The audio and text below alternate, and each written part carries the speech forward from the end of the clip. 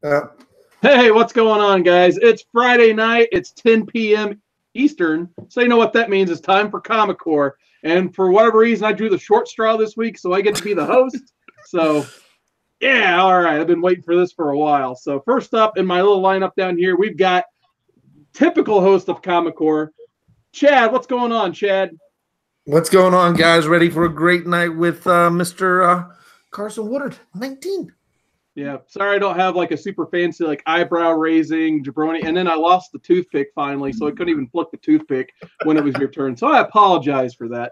Next up, we have one of the master pressers of the community, Midwest Comic Man Paul. What is going on, Paul? How's it going tonight? Not too much, just working through some sickness here, but we figured we gave you the short straw because we wanted to see if we could break YouTube again. Yeah, absolutely. Yeah, Tuesday was interesting to say the least. We'll get into that in a second, I suppose. But next up, we've got one of the highest rising stars in all of YouTube land, especially in our community, Comics with Bueller. What is going on, Bueller? It's going good. I'm so excited because CWOOD is hosting tonight, and he didn't find out a minute before the show started, so he's got all week to prepare, and he is on the ball. He is going to knock it out of the park. This is going to be something you've never seen before.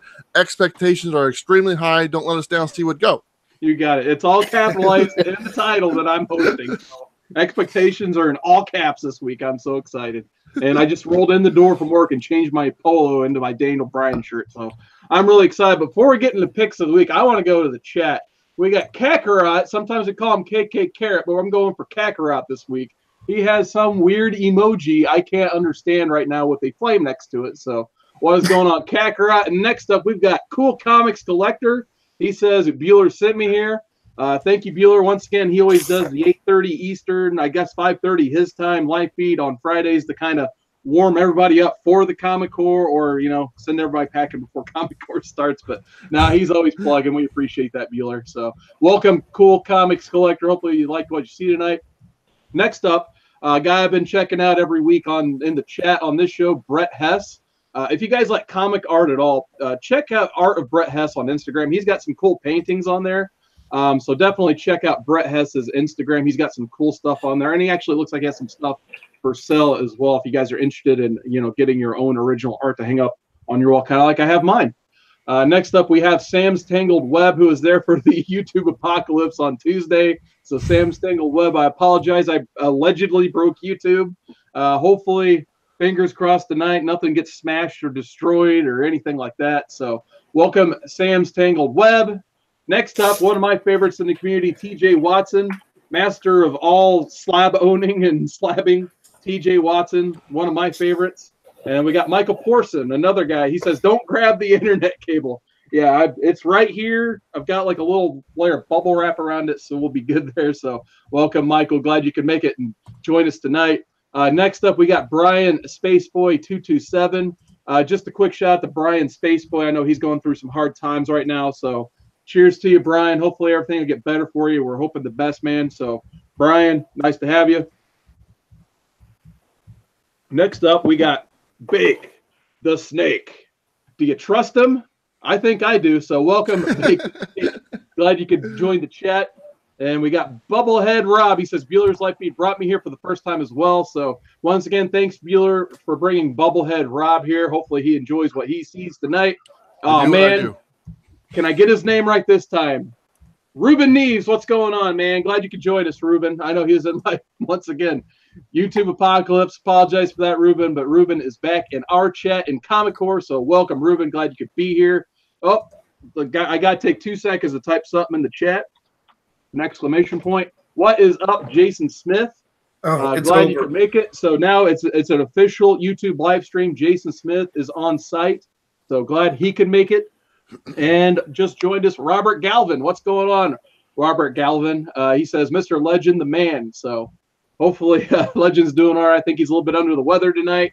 But I know hopefully he's at home kind of watching, getting some rest and getting well. So he does have a link. So you never know. With Legend, he might just show up. Oh, yeah. You never know. When we're live, he's famous for the pop. He's famous for the pop in. He likes to pop in. And if you go into a mirror and say his name backwards 3 times, he appears. We with Does he Biggie really? Smalls. With All Biggie right. Smalls. Excellent. All right, so you guys know how this works by now, our usual viewers. So we usually start with picks of the week. I'll go ahead and just show mine off first. Unfortunately, my comic shop had a UPS issue with the lot, so I was not able to get comics this week and read like I usually do. So hopefully I'll have a huge mega haul next week of like my 3 books that I was actually supposed to get. But I did want to show this hardcover off. It's called In the Dark. If you guys watch my live stream, I talked a little bit about this. But I figured since it's Halloween season, I'm going to give this a reread. So this is from a creator named Rachel Deering. She put this together and got a bunch of creators in the comic community together. A lot of cool writers on this, like Colin Bunn, Scott Snyder, and Tim Seeley. I originally got this off a Kickstarter, but once again, IDW liked the project so much they actually picked it up and published it after the Kickstarter. So I'm going to start with the Colin Bunn story in this, and I can't remember who his artist is. Drew Moss. So the first one's called Murder Farm with Colin Bunn and Drew Moss. I'm looking forward to reading through this. And I've read through it a couple of years ago, but hey, I have a bad memory, so I know I'm going to love this. So next up in line, we got Chad. Chad, it looked like you had a lot of good stuff this week. You want to talk about it? Yeah, sure. Real quick, I got all my regular DC books plus Border Town which was my first. Nice. I picked it up. And then also I got Captain Ginger, Phantasmagora, I guess. Nice. And then I also picked up High Heaven. But I will go with my pick of the week because we were talking about him earlier. Oh, where the heck did I just put it? Hold on. So the cover of this DC book reminded me of Spider-Man. The black suit appearance, and it's sideways. And I'm going to have to spoil this for some people because why is the New 52 Superman in it? Uh-oh. And he said he's back. Nothing else to do. Looking. So, I dug that when Grant Morrison did the run on Action Comics in the New 52. I'm interested to see where this goes. I actually. This was the last attempt at Sideways, and I feel that I'm gonna continue it after that run. That little spoiler there at the end made me want to keep it. So yeah, kudos. They got their hook in you with that one. Hey Chad, I got a question for you. Yep. Is the Sideways an ongoing series or is it a limited series? No, it's an ongoing. It came from the new age of there was a couple of these books that stemmed from Metal. Yeah. This one and Damage. This week Damage came out as Silencer and the Terrifics, I think. Yeah, and I think they're Challengers. Yeah. The Challengers, the new Challengers, yeah. Well, but the thing is, Sideways it's pretty fun. But Damage is actually joining the Justice League, so they're going to DC's getting their version of the Hulk. I'm trying to put together the run of all the foil covers, and that's the only cover that my shop did not get. So I need to get that Sideways one. I can send it to you. Okay, you can do that then. He's not even going to twist my arm a little bit. Yeah, well, I'm not going to argue with a good idea. So I'll send it to you. All right. All right, nice. Yeah, Ruben Neves actually said Immortal Men as well. Oh yeah, that's right. All right, so we've got Bake the Snake says Phantasmagoria looked kind of cool as well. And we have Miss Hustle joining us in chat. What's going on, Miss Hustle? But I have to kind of stop everything to say what's going on to the what are we up to now? Like 19-time world heavyweight champion, 19-time styling and profiling. What is going on? Great legend. As long as I keep losing to Gulak and then winning again, maybe. I'm doing good. Sorry I'm late, guys. I had some technical difficulties, but I'm back. All right, man. We're glad to have you. I think next up was Paul. Paul, you got any picks of the week? What have you been reading lately? I haven't been reading anything. I've been sick all week, but in the spirit of Halloween, I always usually do a cover of the week. So we'll do Redneck #1. Nice. Oh, nice. Gotta have some vampires. So now, hey Paul, real quick, is that book graded? Indeed, it is. Oh, just joining us, we've got LP from Rebel Gaming. What is going on, LP? Gaming. Nice. And I gotta say, happy belated birthday, man. Check You just it had a out. birthday yesterday. Oh, that looks awesome. What are you I'm playing out. there? This is Overwatch. I'm at my buddy Matt's Oh, place, okay. and we're doing a little mini LAN party. Nice. Oh, that brings you won't- back some memories You right shouldn't there. be able to hear anything though because I got a headset on, and No, you I'm sound actually pretty good so far. using my desktop. I had to bring over my whole rig for us to be able to do this, but I knew it was show night, so you know. Nice. Well, you kind of got next in line on my screen. Any picks of the week? Anything you want to talk about comic-wise? Mystique sucked. X-Men Black Mystique, yeah. Oh, okay. The cover was gorgeous. I bought that. I picked up one of those Walking Dead 15th anniversary specials, you know, in the black bags. Nice. And I ended up getting the Michonne J. Scott Campbell cover, which was pretty cool. That was I picked up the New Mutants graphic novel, like, you know, the big old graphic novel, their first appearance. I grabbed that. awesome. Yeah, so that was kind of like my, you know, back issue pick of the week, if you will. I didn't really, yeah, that's the one Yep, right there. There you go. That's the puppy right there. Yeah, they Good wanted book. $80 for that, man. Dang. Yeah, but I had store credit, so I used my store credit. Nice. Other Yeah, than that, good man, business, gaming away, working on the Avani project, and Soul Calibur 6, man. Nice.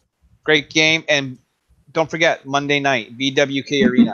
Absolutely. Yeah. If you guys haven't checked out Rebel Gaming, I was going to plug it later because I want to kind of talk to a second about our fun 2K19 stuff. But Monday nights, you know, live from Canada, they're live from the heart of the BWK universe. That's right. Catch LP's channel, Rebel Gaming. Hopefully, the whole Comic Core will be on there.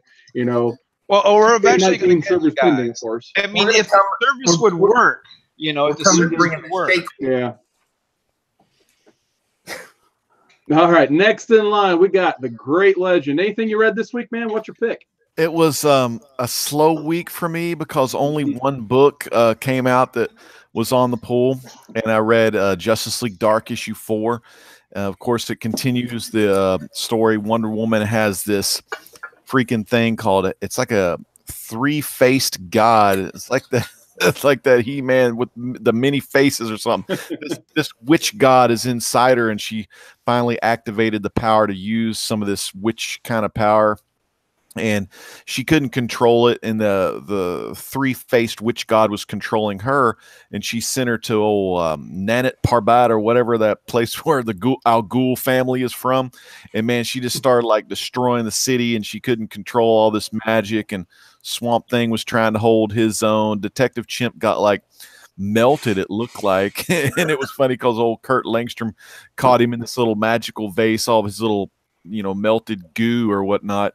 And it just all out action, but it was so hard and to understand. I really need to go back and read issue 3. I thought issue 1 and 2 were great. Issue 3 had the Upside Down Man, which is this freak of nature monster that hangs upside down, and his head is upside down and his mouth is just on the top of his head. But since he hangs upside down, it's like this Venus flytrap looking thing. It's just freaking crazy, weird, and if you like just insane stuff, if you were a big fan of New 52's Animal Man or Swamp Thing or Justice League Dark, I mean, you'll love this new Justice League Dark. But man, just so much is going on. I really didn't understand it, so I'm gonna have to reread it. The art was really great, and since it was the only book, it'll have to be the pick of the week. Justice League Dark issue 4. So if you're into those B, C, or D characters from DC, especially a lot on the magical realm, definitely get the book. You know, you got Constantine showing up constantly. There's a little segue or a little similarity. We got old Boston Brand. If you're a Dead Man fan, he's in there. Nightmare Nurse was in there. Dr. Fate was in there. Black Orchid had a kind of a smaller part in there, so she's really cool and fun to watch and all that. But great story. And one funny thing about this story was it's, you know, the magic, it's the powers that be are trying to get rid of the magic in the DC universe in this Justice League Dark storyline. By the way, it continues in the next Wonder Woman issue, but they started saying with these powers, they're lifting the veil, of course, the veil of reality. And, you know, so the people like Constantine and Zatanna and all of them, they're seeing all this just crazy stuff happen. So it's just a neat book. But like I said, I got to reread that dang thing. Nice. Yeah, that's one I definitely want to try to catch up on, is Justice League Dark #3, because the first 2 issues are pretty solid, I thought. And that big bad they got going on in that book, that's like the perfect villain for like the Halloween season, in my opinion. Oh, it was awesome. Nice. All right, last but certainly not least, we got Comics with Bueller. What's going on, man? What'd you read this week? Well, I read a few books, but before I do that, I want to, Robert Galvin in the chat said, Paul, you pressed books, correct? He needs some info. So, Paul, Robert is probably trying to get a hold of you. You might want to drop him an email or something that he could get a hold of you, or any information, because Paul is a pressing machine. So anyway, let me kind of get to my picks real quick. Just wanted to make sure we got that. So I want to show this, and I didn't show this last. I don't think I did, but this is from the Walking Dead day on Saturday, and my local shop got the variant, and they got their logo on it. And I love this thing. For one, their logo is really good at their shop. Okay. And so they paid for you can get you had to order 500 copies and you could get your logo on there. So I picked up a bunch of these and stuff, and just a cool looking book. It's the variant of #1. And, Rick Grimes is standing outside of obviously a comic book shop, and that's the logo, Comics Adventure. So I think it's really cool. So I wanted to show that. Yeah. I ended up grabbing one of those too for our shop. They're neat. Yeah, they are very. I think he got 500. I think he sold 200 so far, and he'll be sitting on a bunch more for a long time, unfortunately. Yeah, they'll end up in the dollar bin, I'm sure. But Yeah. Well, I'm trying to get people because I was doing a raffle and on one of my videos, and I gave away like 3 of them, and some other people that watched the video were like, "Oh, I'd like to buy one." So I'm trying to get my shop, my local shop, to set up something on eBay or Facebook, and I can give people information. So that might be coming if you're interested in that book. Maybe I can get one ordered for you and have it sent out to you. So, but anyway, it's kind of cool. And I think I heard only like 150 shops actually did that promotion, which is kind of surprising, to be honest with you. There's something for a collector. Go out and try and get all the shops, Yeah, that would be very cool. But as far as the books I read this week and my picks, so I'll start out with DC. So I read Batman #57, and that took a whopping 3 minutes. I don't know if anyone else read this book, but there's literally like maybe 50 words total in the whole book itself. It's just a big fight scene, and that's all it is. And, Batman does his thing, and the bad guy does his thing, and that's pretty much it. So nice looking cover to it, though. Yeah, cover looks really good. And then I read Harley Quinn. That's probably my pick for DC this week. I read this one, and it was good. It had a first appearance at the very end, and I'm trying to read more DC stuff. I'm not familiar, so I'm just kind of jumping on board with this one to read it. But a first appearance at the end, that's kind of nice to have. And it's a classic Harley Quinn. It's kind of crazy story type thing. Now, is that one of the foil covers? Yeah, it's the foil one. That looks really nice. I'm gonna have to get that. Yeah. And then I read Thor. I thought Thor was pretty good this week, and that's a great looking cover. This reminds me of the old, what was that guy that drew the Conan books? What was that guy's name? I can't remember, but he had that special artwork that he did on the early albums. It's this guy. It's the guy that drew like stuff like this.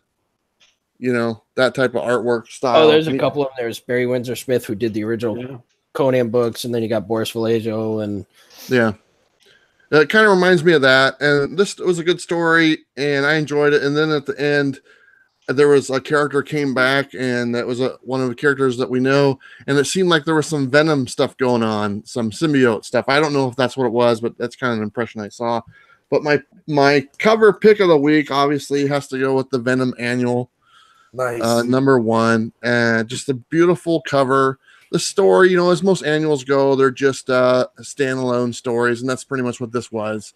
And multiple people had their hand in drawing and writing this book, and it was okay. It was nothing special, but the cover was very cool, and I was looking forward to getting this one. And I think I picked up 2 copies, if I'm not mistaken.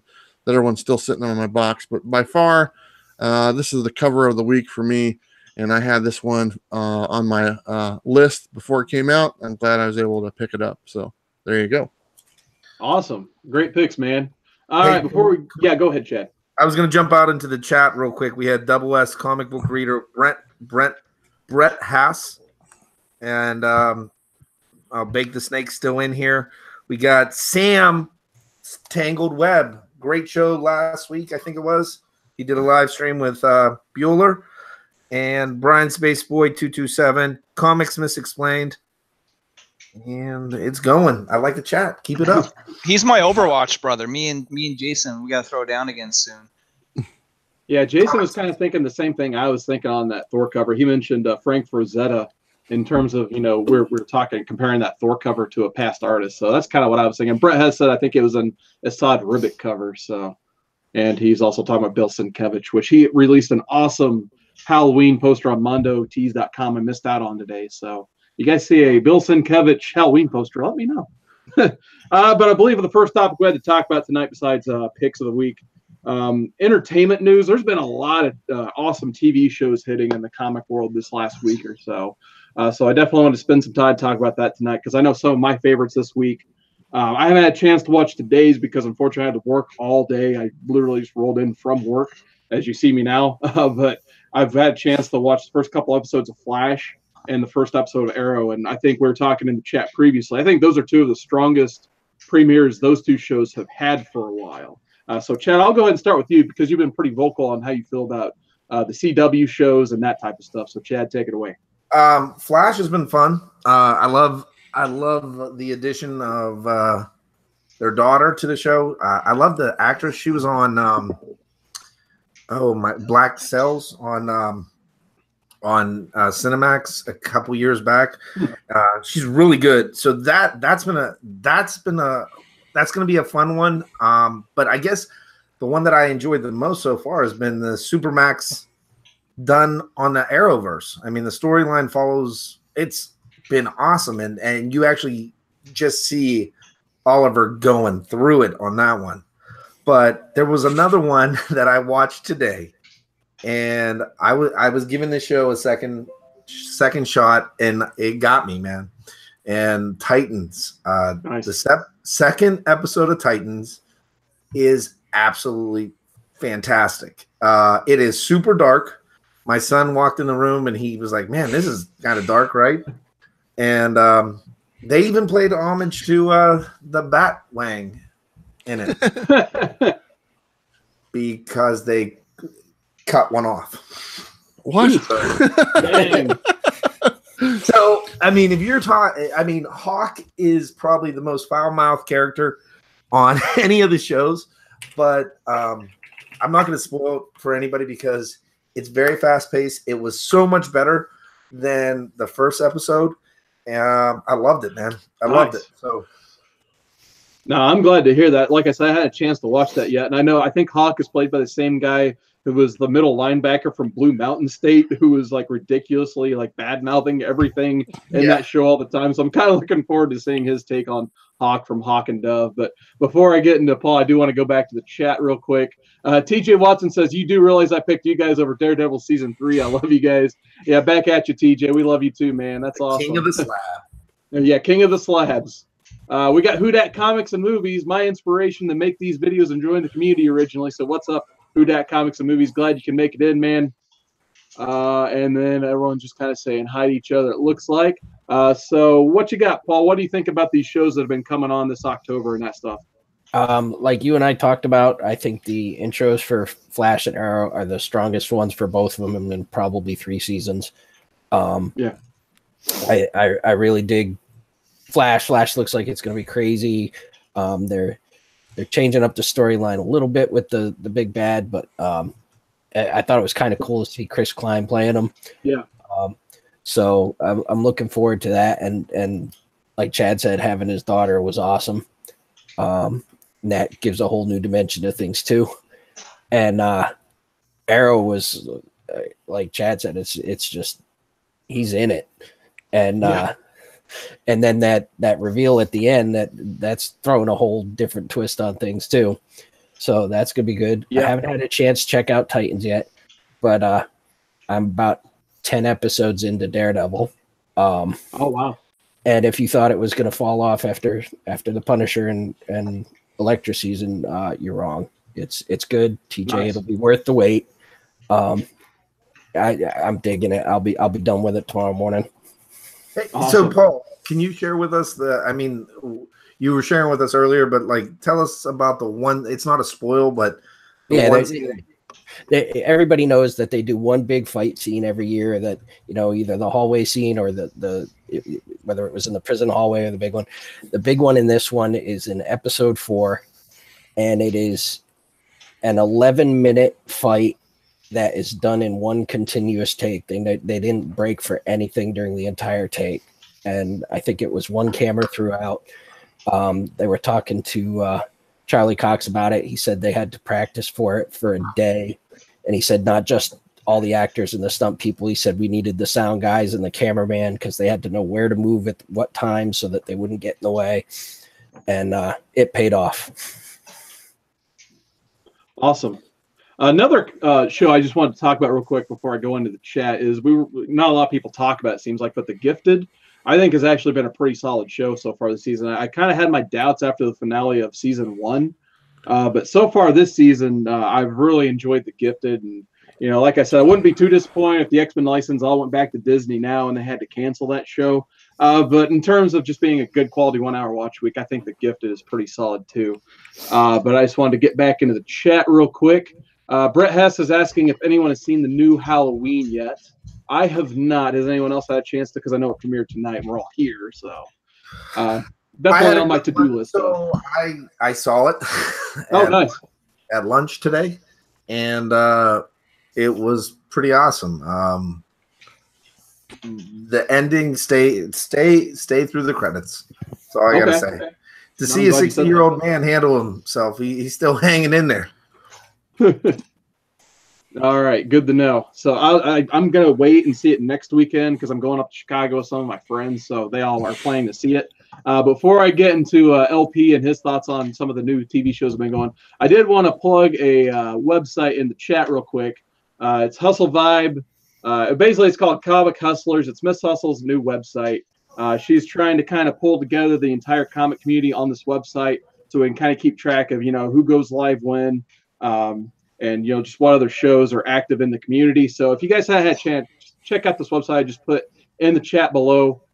Please, Miss Hustle works very hard to make that work. So please check that out. But LP, I want to know exactly, what are your thoughts on all these TV shows? Have you had a chance to check any of them out? Do they watch TV in Canada? Well, sort of. Yeah, we got TV. But as far as the new shows go, I haven't watched any of the CW stuff like ever. I've never watched an episode of Arrow.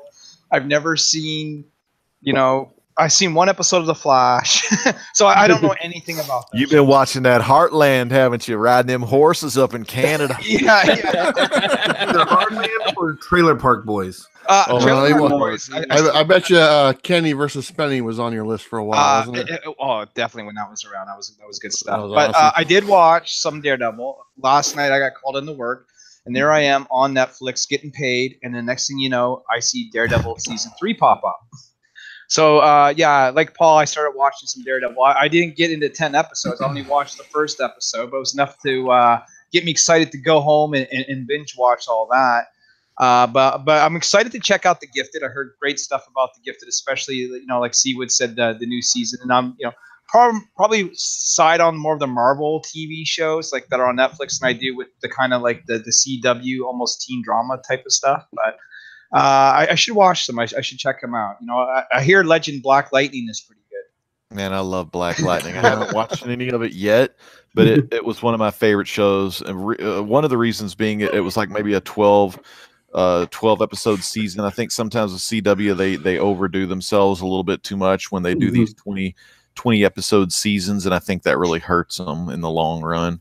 Yeah, I'll tell you what I am looking forward to, though, is when the Disney streaming service starts, and they're going to do those Marvel episodes with Loki and Scarlet Witch and a couple of others, and then they're going to have the live action Star Wars series called The Mandalorian, which looks awesome. Absolutely. Well, I mean that's brings up a good point. I mean, they are kind of hinting right now that the CW is actually going to be bringing a Superman show into the Arrowverse. I know there's already the Superman's already been introduced, but I think that'd be awesome. I actually think that why Superman's. not? And then how are you going to not have Batman? If you're going to have Batwoman, you're going to have Batman at some point too. So I don't know. I mean, they're putting those two other actors on the shelf for a little bit. Maybe something might come out of it. Personally, I think I've said it a number of times. I think comic books are more suited for TV anyway, if you can get a good enough budget to do it right. I mean, because then, comics are episodic, and then you can have episodic TV, so you can draw out a story and do it justice. Whereas some of these storylines, if you tried to stuff them into a 2-hour movie, it's going to suck. Hey, so can I give a real quick shout out to Chuckload of Comics is in the chat. I know Bueller talked about him in his live stream tonight. Hello, everybody. Chuck, if you guys haven't gotten a chance to check out Chuckload, he did a cover. Oh, my poster. Check out his his cover of Ace Comic Con and enjoy it. Yeah, absolutely. I also wanted to shout out Chuckload of Comics. His whole crew busted their backside at Ace Comic Con. They were like hosting the whole con, it looked like. So, and they had a really cool like game show on Sunday. So yeah, absolutely check out Chuckload of Comics and his content. He's got some top-notch stuff and definitely deserves more subs. But I also want to give a special shout out to Pope Cerebus the First. Unfortunately, oh wait, yeah, I do have it. So, what's up, Pope Cerberus? How's it going, man? All right, now I'll put that book down. Inside joke between the two of us, I guess. So, Legend, what do you think about Riverdale and these other CW shows? And I do love the CW shows. I watch all of them. I don't watch Supergirl only if it's a crossover. But the one I've been watching right now, because I know all of the new CW shows are out this month, so I'm watching Riverdale Season 2. And, they're messing with the Black Hood and doing some stuff there. And they just had last night's episode I watched on Season 2 on Netflix was all based around them doing Carrie the musical. And one of those singing episodes, but it had a pretty cool, interesting ending to it. So, man, I'm digging that Riverdale. I mean, it's so bad. I just want to keep watching it to see how bad it can get. It's like my guilty pleasure, Riverdale, because I love that, man. The woman that plays Veronica to me is a goddess, so I watch it just for her. But you know what? I also really like the. I watch it for Veronica's mom, man. That's the goddess. Oh, it's great stuff, though. Yeah, but once I get that watched, then I'll start watching some of the current stuff on CW, on the CW app, and then try to get caught up and talk about some of this Arrow Chad's been telling me about with Cody, the American Nightmare Roads on there. Yeah, like I said, there's a lot of cool shows. Oh, go ahead. No, I'm done. I'm good. I was just clearing my throat. Oh, okay. Oh, also, TJ Watson says he's looking forward to Sabrina on Netflix. I know JP from Comics and Cold Ones, all about comics. He's really looking forward to Sabrina, and I will definitely be catching that. And then, yeah, Comics Misexplained kind of said what I was going to say, too. Yeah, the mom from Twin Peaks. They got Shelley from Twin Peaks on there, and I definitely marked out for that because I do love me some Twin Peaks. But next up, we got Comics with Bueller. Bueller, have you had a chance to catch any of these TV shows we've been talking about? Yeah, so here's the thing. I totally forgot the new shows came out, and I was like, because I've been totally myself. Whenever I get kind of invested in something, right now it's my YouTube channel.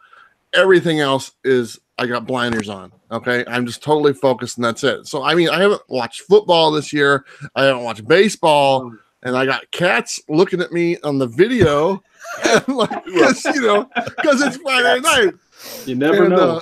So I forgot shows were on. So today I was like, oh, I think Flash might have started, or I think Arrow might have started. And sure enough, I popped on the CW app on my Xbox, and I watched the first episode of Flash. And Flash is probably one of my favorites. And I love the fact that they don't film Flash here, but they use the city of Portland as the backdrop to the views and stuff, when they show the aerial views of the city, it's Portland. So I always love that. And I really enjoy that show. And the main reason I enjoy that show is because everyone on that show doesn't look like a GQ model. And that's one thing CW is very famous for. Every actor on every show just looks like they walked out of a catalog or They something all like look that. like me, you know. Yeah, that's not exactly where I was going, but okay, yeah, whatever you said, man. You need to grab another cat. Go grab another cat, Legend. But so I watched Flash today, and I enjoyed it. I've always liked Flash. It's a fun show, and I like what they're introducing with the daughter. I think episode 2 came out, and I haven't seen that one, so I'm not up to date. And then I watched Arrow, and Arrow is one that I haven't watched as much of. Flash, I've seen every episode. Arrow, I've seen maybe half of them. And one thing about Arrow, it's always dark, and I don't mean like the storyline dark. The pictures are always dark. It's always at night, and you know, and you don't see everything. And they kind of shadow it out, and I've always had a problem with how dark it is and the filming aspect of it. But I liked the episode 1 of that. I enjoyed the fact that he's in prison. And I didn't watch last season, so I don't know what's going on. So that's kind of you know, I got to take it for what it is. But that was good. And Cody Rhodes is in there. I didn't expect that. That was a nice little surprise, you know, to have him in there and stuff. So that was pretty cool. And then I was just looking, and you were talking about that guy who's playing Hawk in Titans. Yeah. So that guy's name is Alan Ritchson. Yeah. And that's the same guy who played Aquaman in Smallville. Oh, So yeah, that's right. He's a 2-timer DC, you know, character, you know, type thing. So I think that's pretty cool. I haven't watched any Daredevil yet. I totally forgot that it was out, and I want to watch that one. And let's see what else. Yeah, The we were talking about it in Lightning. pre-show, and you're like, "Oh, that's out." Yeah, I didn't know. I knew it was coming out this month, but I thought maybe it was at the end of the month. And then apparently Black Lightning started back up for season 2, and I loved the first season. I binge watched that. I didn't watch any of it when it was on TV. I watched it all when it hit Netflix. And I remember catching it, and like Legend said, it was a 12-episode season. So it wasn't like it only took a few hours to watch everything, but I binge watched that whole first season and loved it from the very first episode. I was like, wow, this one's really good. So I'm looking forward to getting caught up on that. I still don't have the DC streaming service. I'm waiting until they put it on the gaming consoles because that's where I watch most of my stuff. And they haven't made it for the apps on the Xbox or PlayStation for that matter. I think they said it's not going to be available till next year, if I'm not mistaken. But I'm looking forward to seeing those shows. I'm glad that Chad said that the episode 2 of Titans was better because I heard that the first episode wasn't that great, so that makes me feel a little bit better. But I'm excited for the new shows. I like what CW does with all theirs. And did Supergirl start? I don't know if it did. Yep. And what about the Sundays Legend of Tomorrow? Did that one start? Did anybody know? I don't. Legends hasn't started yet. And Okay. this is the first year that Legends isn't going to be part of the 3-night crossover. But did anybody see the poster for the? I kind of wanted to hear your thoughts on that poster. The Elseworlds one. Yeah. I love those crossover events. That last season's crossover event was great. I downloaded all 4 of those off an illegal download site, like I normally do, and watched them all together like a movie, and it was really good. So I look forward to the next one. I'm excited about the Elseworld crossover due to the fact that you've got Barry in the Arrow suit and Oliver in the Flash suit. I just want to see. They came out with a second one showing Ollie in the Supergirl suit. Yeah, but I think it would be fantastic. The first thing that Barry does is shoot Oliver in the back. Because the very first crossover, that's all they did was just shoot Flash in the back with arrows. Did any of you guys know if Gotham started back up yet? I believe I don't it did. think it had. Has it? I thought it did. A lot of times Fox waits till after the football season's over to show some of their shows. I didn't know if that was one of them. I haven't watched the last season, so Yeah, I kind of gave up on Gotham myself, unfortunately. But I'm more interested of. I think there's a TV show that just got picked up by. Well, no, it got picked up by BBC called Pennyworth, and it is Alfred's origin story. And it's going to be on BBC awesome. Netflix. It's by the same guys that did Sherlock, Ooh. and I think it's going to be pretty good. Apparently, All it follows him through Butler School for the first 3 seasons, so we get to learn how he learned that trick. That'll be a lot of fun. It actually starts when he gets out of the military and Nice. he meets Thomas Wayne, and he's doing Black Ops for Thomas Wayne. So it kind of sounds like they might base it off of the Batman Earth 1 version, Alfred. I don't know. Yeah, that's kind of what I took from the synopsis. But I think it's time for some questions there. From Mr. Carson, I know we had some topics. Is that cool? Oh, yeah. I was going to go over the chat first, and then we'll get into our next topic. So Chuckload of Comics says, "Get off my train." And then he kicked Gary Oldman off of his train, I think. Next up, we got JD. What's going on, JD? Glad you could make the stream. And then I believe Bake the Snake says Legends of Tomorrow is one of his guilty pleasures. Plenty of cheese that had in that show. I completely agree 100%. And now Bueller has his own cat. Yeah. Watson says, "Damn good cup of coffee," referencing Twin Peaks. Gotta love it. One of my favorite shows. When Brian Spaceboy says, "Don't forget that Luke Perry on Riverdale." Like, who could forget him? He's Archie's dad. So, also, Chuck says, "Thanks. He got 11 new subscribers because of a Bueller plug." So Bueller once again hooking it up with the community, getting everybody subs. Speaking of giving out subs, we got Jeremy Edwards in the chat. He's back to this thing called Jeremy Edwards. So what's going on, Jeremy? Former Comic Corps brother. Glad to have you in the chat. I know he's busy making sure everyone's handed out subs to each other in that chat. Let's see who else we got here. I believe Jeremy Edwards also said that Luke Cage got canceled. So that means Luke Cage and Iron Fist are canceled. So everyone in the chat is now speculating a Heroes for Hire TV show. So that would probably obviously be the next step, or maybe season 2 of the Smooth. We'll see.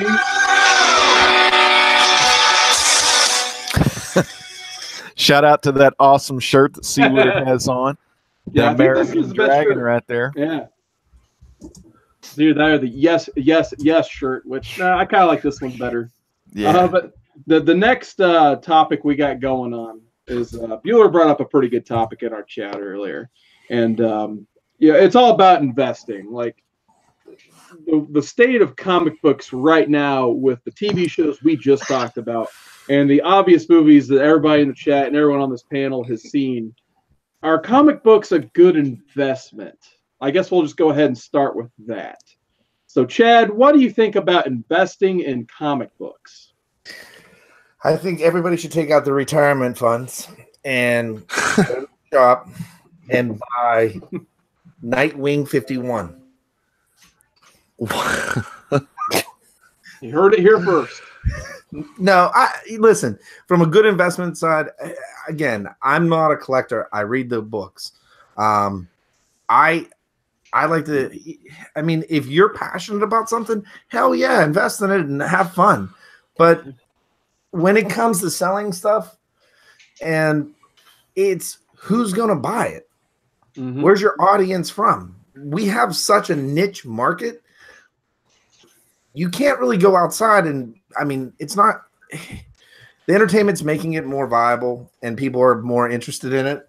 But at the end of the day, it's still a niche market and it's very small. So it's up to each individual. If you want to if you're trying to flip a couple books, yeah, get them graded. Go on the internet, sell them.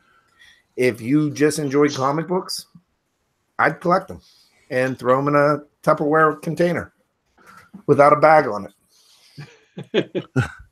Chad, I have a question for you. Yeah. So if somebody asks you, what should I collect, or what should I invest in? Okay. What would you tell them if you had to give advice? So what comics would you tell them to invest in? Would it be Silver Age, Bronze Age? Would it be variant copies? I mean, what would you say? So I would say Silver Age all day, Silver and Bronze, because right now they're mass producing these books. I'll give an example. Ahoy Comics came out with The Wrong Turn. It sold out of their second issue. It's completely sold out. It's not going back to reprint. So if I pick up number 1, I read it, I like it, I'm going to go to my shop. They're not going to be able to get number 2. The shop owner is not going to order any future books because it's sold out. And if I'm going to tell somebody to get something, it's going to be the older books that first appearances, because that's the current storylines that people are enjoying, and that's where people want to see. The current books, besides Ultimate Spider-Man, I don't think anything really holds true. So even though I'll give you an example. Obviously, I talked a little bit about this when I was doing my live stream. In the 90s, books were mass produced to a quantity we'd never seen before. They are mass produced now, but it's not even a fraction or even close to what they were in the 90s. So like a print run today of like 100,000 is considered to be a lot. In the 90s, a print run of 100,000 was just, was nothing. So do you think, does that have any effect on newer books? The fact that the print run, there's a lot of them, but not in comparison to what they were. So, I mean, I've worked at comic book shops. I mean, I've been in them, hung out in a lot of them, and I've seen tons of people come in with big smiles on their face. They just found this whole plastic tub full of comic books, and they know they were watching, one of those reality TV shows, and they're gonna make some big bucks on this, and they open it up, and before they open it up, I sit there and I guarantee you, I always say this: there's gonna be Pitt, there's gonna be Spawn #1, there's gonna be Gen X. It's the same stuff that they see now. Today, I guess DC is doing a good job with those B covers, but at the end of the day, I don't believe they're going to hold up nearly as much as the classics did. That's just my opinion. Yeah. I could be wrong. All right. So before I go to Paul, I just want to get my opinion before I kind of forget about it. So to go to the basic question, like, should you invest in comics now? And you guys can disagree with me all you want, but my answer is going to be no. So right now, I mean, if you look at our current climate, the first factor for me is you've got all of these like great Marvel movies, comic books, well, not really comic books in my opinion, but movies and TV shows, let's just say, really creating this buzz around everything else, first appearances and whatnot in Marvel. So that's just going to cause the pricing to be erratic, in my opinion. Kind of same thing for DC. They release Titans. Maybe they'll get a little bit of speculation on some Titans books. Maybe not because of their little track record as of late. But right now, there's just so many factors that books are going up, they're going down. I would probably just, if you're not in it to read the books and you're not having fun and you're in it for speculation, you probably, to each his own, collect what you want. If you're enjoying yourself, go for it. But if you're in it for the money, I'd probably just step aside for maybe a decade and let everything just kind of get nice and smoothed out. Because the MCU, I hate to say it, it's not going to last forever. I think once that, tidal wave settles down a little bit, then you might be able to get some cheaper stuff.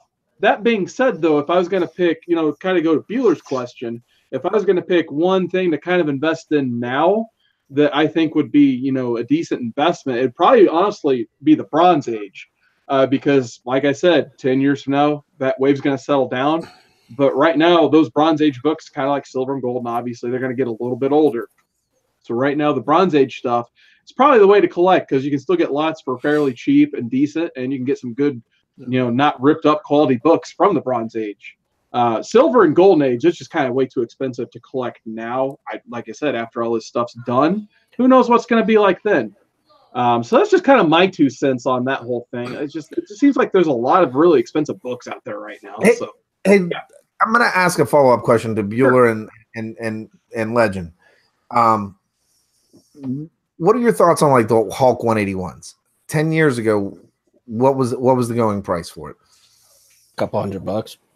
Yeah. So what's a 4.5 going for now? $5,000. Oh, it's up there. So Amazing Spider-Man 129. I have books from '95 where it was going for $150. And what's it at now? Yeah. High grade, probably $1,200. You can sit there and you can go through a list of books, from the 90s and the 2000s and stuff. And if it's, there's maybe only a handful of books that actually have, $100 value or more as far as, and that's, I'm not including variant covers, and that's a whole nother topic and stuff like that. But I'm thinking like, you know, it's a first appearance of a Deadpool or a first appearance of Cable or something like that. There's not very many out there. The only other book I can think of that's from that era or recent was probably The Walking Dead #1 that is worth thousands of dollars. Besides that book, there's no other book as far as a regular book. I mean, like I said, not 1 in 500 variant or something like that. As far as just a regular book run, that book is really the only one I can think of that's probably modern that's worth thousands of dollars. And I compared a lot to like the comic books to the baseball cards back from the 90s. Upper Deck released a series of cards. I think it was Upper Deck, yeah. And Billy Ripken, I can remember Billy Ripken had something on that card. Had something on the bottom of his bat. At 45. Yeah. Yep. And it sold out immediately. That card was going for, I mean, I was a kid at the time and we were trying to buy that card and it was like, I'm like $600, $700, and it was going up, up, up. Now you can go to anywhere and get that card for probably $5. Yeah. I think the one where they blacked it out afterwards is worth more now. And that's just like Amazing Spider-Man, the recent run on the Amazing Spider-Man when the Red Goblin came out, those books were going insane amount of money. You can go into a lot of shops right now and get that book for maybe $10. Two words. Yeah. Beanie Babies. Yeah, absolutely right. Now I want to go back to Seawood. Seawood said that you know, would you invest in comics right now? And he said no. Now I take that as a fact that Seawood's looking at it from a if I was going to invest it to make money type thing. Yeah, you're not saying don't buy comics. You're just saying no, absolutely not. Yeah, if you buy comics, absolutely. I mean, you can go to your local shop right now, and they have tons of great comics to read. Like in the last 10 to 15 years, I think the stories have, in my opinion, at least, I know a lot of people are going to disagree with me, but I think the stories and the runs have gotten better over time, in my opinion. I want to weigh in on all this too. Yes, absolutely. So you have to define the terms here. There's collecting and there's investing, right? So if we're talking investing as in a business, you're buying these books to make a profitable return. Yes. Can you do it in today's age? Sure you can. But you would have to treat it like a business. You know, if it was me and I want to do it just solely to make money, obviously you're going to go with your first appearances in your older books. Yeah, you know what makes something rare is or worth money is that it's rarity, right? You know, 4 million copies of Spawn #1, the definition of not rare, you know. So 100,000, yeah, it seems like a lot today's age.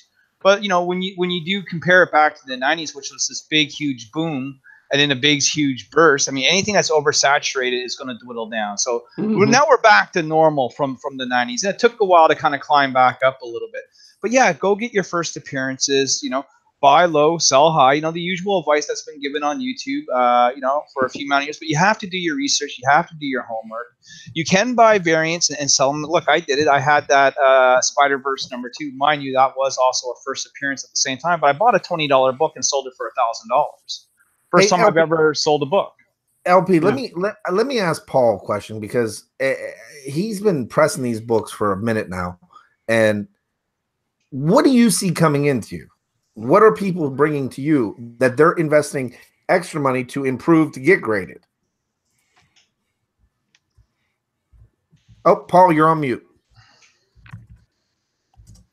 I get my fair share of modern books, but people that are looking to make money, the largest portion of it is Silver and Bronze Age keys. And to me, that's if you want to look at investing to make money, if that's your goal, Silver and Bronze Age keys and Golden Age in general, because they're not making any more of them and they're hard to find in high grade. You've said it numerous times that you don't typically get the new books. You'll read them online, but your goal is to get those hard to get and dream books. Are you looking to? Is this investing in the future, or are you looking because this is something you enjoy? Oh, I've always been a Gold and Silver Age fan and Bronze Age, and you know, growing up, I had built my collection up and then sold it all. And a lot of it is I'm going back and trying to get the runs I had back in the day. I think if you're trying to invest in new stuff, it's the equivalent of day trading. You know, Mm-hmm. you see the I see it all the time with the variants. You see this huge hype. I watch it all the time, and people pump up these books, and people are paying $200-300 for them. And 6 months down the road, you can get them for $20. And then the other thing is the reason why the silver and bronze are so hard to find in high grade is because there are comic shops today that they'll order 50 copies of a book, send it immediately to CGC, and say slab anything that's a 9.8. So they've probably got 35 9.8s. There's some books from the Silver Age that CGC's graded 3 9.8s. You know, I want to slide something else in there too. Another thing that you can invest in is indie comics. Now, these guys had Samantha Branch on Comics and Cold Ones the other night, JP and the Pope. And one of the things they said was, wouldn't it be cool if you had something that you picked up that started right from the beginning, ground up sort of thing?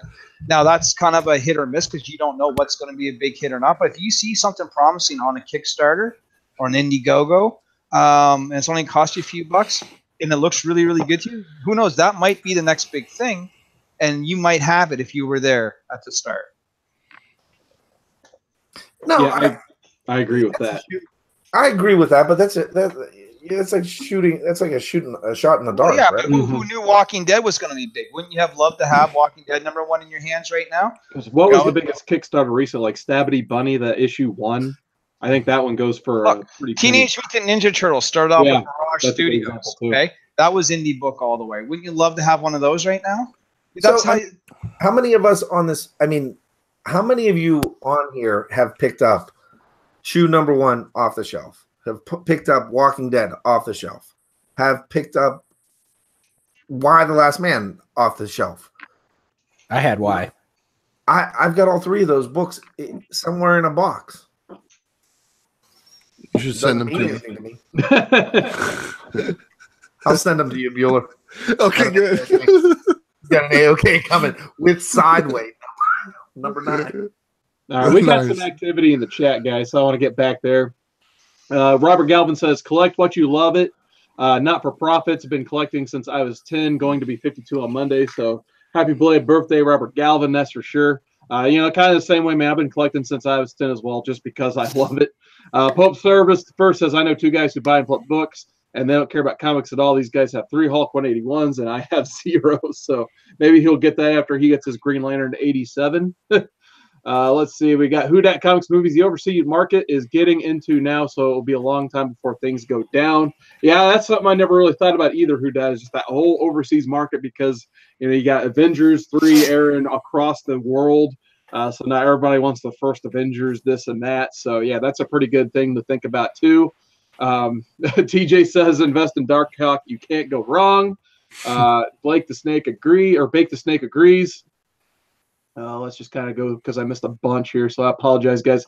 Looks like they're naming some books in the chat that are probably right now raw going for 1,000, but could eventually. JD mentions Batman Adventures 12, which obviously first Harley Quinn. That's going to be a big book for the rest of time at this point, and then X-Men 266 for Gambit. Yeah, those are 2 definite key titles. Probably more so Batman Adventures 12, just because it was a kid's book. So that one could eventually reach 1,000 raw if it has not already. Like I said, I don't really keep track of the pricing, but it's probably pretty close. Jason Smith mentions X-23's first appearance, which is NYX #3. Yeah, that's definitely another big deal book. That's a current one, graded obviously, and go for a pretty penny.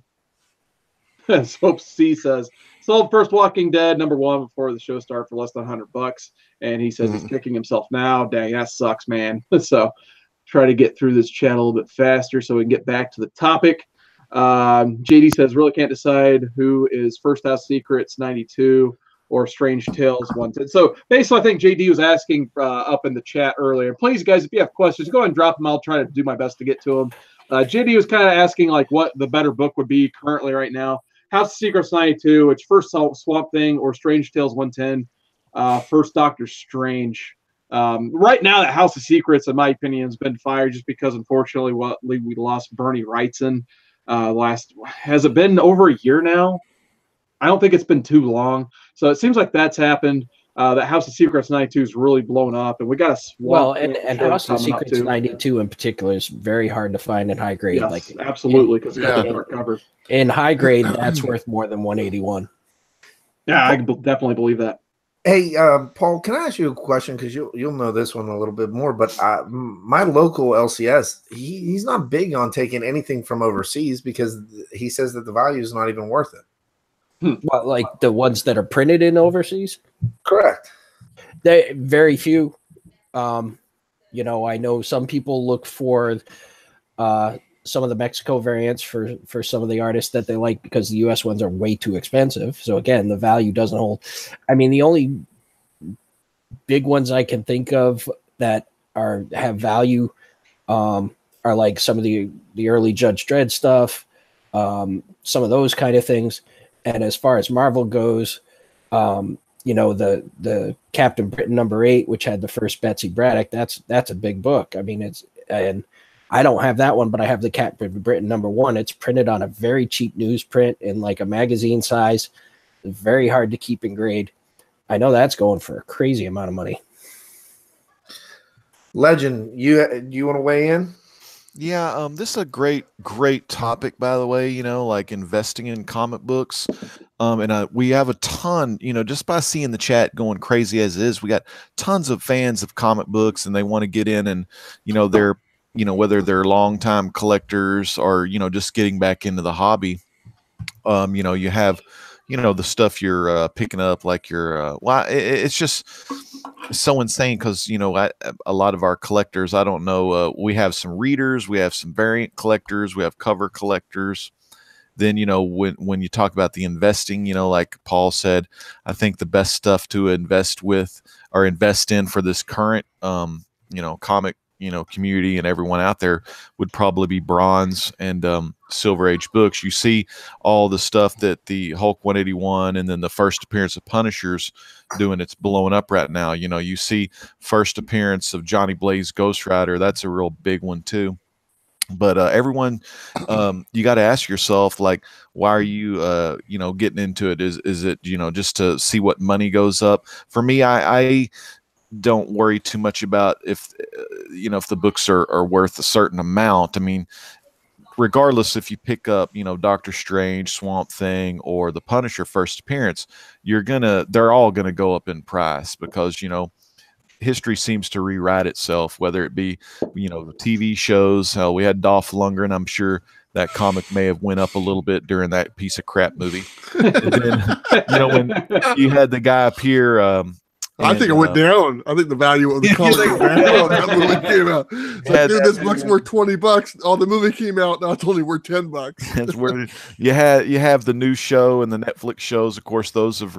Just think about the price when I got back into collecting for, I guess, what, my second or third time, I don't know, but 2011, the Daredevil #1 was probably the cheapest book out of the Marvel Age of books. When I say Marvel Age books, I'm talking about those main Silver Age books of the early 60s. The big boy books from the Silver Age, but that one was the cheapest one. But now, you know, with the TV, like I say, the TV and the movies, they usually will, you know, get the hype train going, and everything is way more expensive. But I think the investing, it's a great idea. If you know, for me, like I said, I like getting my favorite characters, and, you know, if my favorite characters go up in price, that's awesome. You know, if it goes down in price, hey, that allows some other folks to, you know, get that book. So, and one thing I want to say real quick, LP, sorry, was Paul, big fan of Golden Age, and you know, the thing about Golden Age, in what I've seen throughout my years on YouTube, mainly, like, and I don't want to be like age discrimination, but some of the old school people, you know, the 30s, 40s, 50s, they all like just love the Golden Age books. There's just something about those books, you know, like Paul said, there's, you know, they're not making, of course, they're not making no more of them, but they're so much harder to find. Like, all of the books have history, but when you look at the Golden Age books and what America was doing in, like, say, the 40s and stuff like that, with World War I, World War II, stuff like that, I mean, you just got tons of history there. So, you know, and get some books. You know, who says that all your investment books have to be first appearances? You know, maybe get some early early issues of Spider-Man or Fantastic Four, you know, not worry so much about the big key issues, but, you know, just get some for, you know, just to have in your collection. And if you have a lot of them, you know, that's still a lot of money. So you done pretty good, you know. In the chat, Kai was saying that he's got a ton of books, but he couldn't bear the part with them. And that's another thing I would, you know, mention into, like, if you're going to do this as a business or an investment purposes, Archangel is the one that said it best, is don't get attached to your books. You know what I mean? That's right. Mhm. I got like a ton of new keys now. Like I got my first Red Sonja, my first Black Cat, you know, my first Phoenix and all this stuff. And I look at them like, man, I don't think I could sell them if I wanted to. I could barely sold that Spider-Gwen book, but it was 1,000. I had to do it. But I mean, I would have a hard time selling off my key issues because I'm attached to them. I don't, you know what I mean? I love them. To me, it's not a business, you know. But if it is a business for you, you just got to, even if it's books that you would never read, but you know they're worth money, go out and get those. I mean, treat it like a business. Don't fall in love with them. Yeah, see, that's my thing. I couldn't do that. I buy my books because I like to read them and I like the art. If it becomes worth more money, that's just gravy. I mean, do I want to see something I spent $500 on lose money? No, of course not. But if it does, it does. I mean, I buy it because I have some investment in the book. So I'm gonna lay it up. This is a layup for you, Carson. This is a perfect segue. Just listen to what I'm about to say. I was at my local comic book shop today, and what I saw, he does a really good job of showing new books. The sign goes on the wall. New last week. On his new books, he puts a synopsis of what the story is, and it's really cool. But under a couple of those key books, he also has another card. It says limited to 1 copy per person. You will pay the going eBay rate on the second book. Wow. Because I mean, he's been taken advantage of by he's a larger store and he gets a lot of books, but he's been taken advantage of because people come in who are comic flippers and they'll grab them all. As a business owner, yeah, he's selling his product, but now in the long term, he's like, now all my other customers didn't get that. Yeah, exactly. You got one guy that comes in and buys them all. A lot of shops now, my shop does this. It's 2 per customer. So he does 1, and then the next book is the going rate on eBay. No, that's a pretty awesome idea, actually, because, you know, I work in retail. Sometimes if you let someone buy something for, you know, a price that they know is like really awesome, but you're going to screw over like 10 other people. Sometimes it's, you know, you got to kind of look at like, well, if I please this person, they're obviously going to come back week after week. Whereas if I have this one person one time come in and buy like these 10 copies at cover price, I'm going to upset my 9 other customers that come in every week. So inevitably, I think that, you know, kind of hurts the shop in general. So Bueller, what do you think about all this? I haven't had a chance to call on you yet. So Bueller, what are your thoughts? So, you know, I talked about this a little bit on my stream before we started, and that was kind of the topic that we went over. And you know, I've a part of my life I spent collecting comics and selling comics, and that's what I did for many years. And then I stopped collecting, and now I collect again. And now I collect not to sell any comics at all. I like to just have the books. People have asked me to buy some of my books. I said, you know what?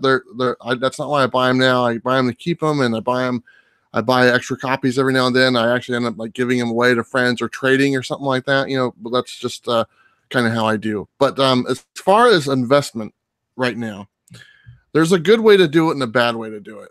If you're wanting to invest in comics right now, like when we're Teenage Mutant Ninja Turtles and The Walking Dead came up, and like nobody knew that was going to be a hit. Okay. That's a crapshoot. Nobody knows. Okay. How many other books did you buy besides that book that didn't result in anything? There might have been 300 other titles that you bought and paid cover price for, and those are now 50-cent books, but that one book did catch fire. You don't know. It's you have no clue. So that's just like winning the lottery, really thing. Is that investing? Nobody's going to tell you to go invest in the lottery. That's kind of how that is. The best thing to do, and this is something that I feature all the time on my videos, is I hunt and I dig through 50-cent boxes all the time.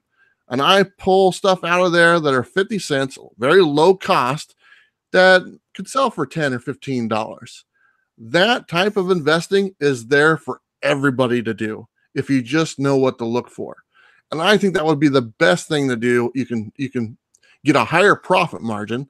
You can go big boy books and you can spend $500 for a book and flip it for $600, but you're only getting a small percentage of what you paid back. You're going to get a much higher profit margin if you buy 50-cent books and you sell it for $10 type thing. And I think if you do the research and educate yourself on what to look for, that's a good way to invest in books. It does take a little bit more time, but honestly, we all enjoy flipping through those boxes, don't we? I mean, we sit there, oh, look at this. We pull that out, and that's the fun right there. So you'll make some money and you'll have some fun doing it. So I think that that's a good reason to invest. As far as the new stuff coming out, it is a crapshoot. You don't really know, it's the movie might come out, it might not, it might be canceled and stuff, and the Hollywood aspect of collecting now is a whole nother story, which is something that we never dealt with, years ago. So that just adds a whole nother layer. And then the variants, I don't even know where to begin on that, because that is also it's like getting an air card, like Chad was saying, in you buy a pack of baseball cards and you're hoping to get that card and you don't get it, and trying to find that 1 in 500 type variant and get lucky, it's a lot of work. And then I think, as time kind of goes on, those variants tend to go down in price. They're hot because the speculation is high at the very beginning, and as time goes on, those tend to fade. They don't hold their value and they don't rise up in value that much. There are exceptions to the rule. And one more thing, because this is a lot of fun. In the last, and I was talking about, like The Walking Dead being one of the books that's worth thousands of dollars. Okay. We can go from like 1990 to 2018, what we're at now. So 28 years. And I bet you we can't name 30 books that are worth more than $500. So in 30 years, almost, as far as and taking variants out of the thing, okay, it's actual like first appearances, because everybody's going to name, the first appearance of Deadpool, the first appearance of Cable, the first appearance of Harley Quinn, and all those things that we're all aware of. But really, can you name 30 or 40 books within the last 30 years that are in the $500 range?